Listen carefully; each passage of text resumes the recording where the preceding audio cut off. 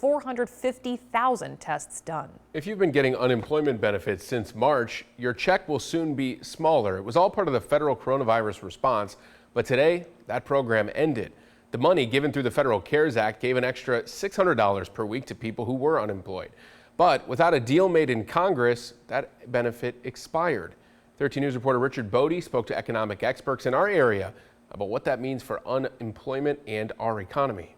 When employers sent workers home to stop the spread of COVID-19, Congress passed the Federal Pandemic Unemployment Compensation Program. An extra layer of benefits for individuals. An extra $600 a week, which, added to the current benefits in Illinois, equaled a total of $1,084 a week through July 31st. It was a way to help people who lost their jobs through no fault of their own, and also put money in the economy to encourage spending to keep the economy afloat. But Congress couldn't come to terms on a new stimulus package, and the $600 addition will stop. Individuals who find themselves in the predicament and relying on this source of income to meet their expenses, may find themselves in a pickle soon. Some of those people may have already ended up with Christopher Greenwood at the Rock River Homeless Coalition. Yes, we have seen an increase in the number of people coming into our office seeking services.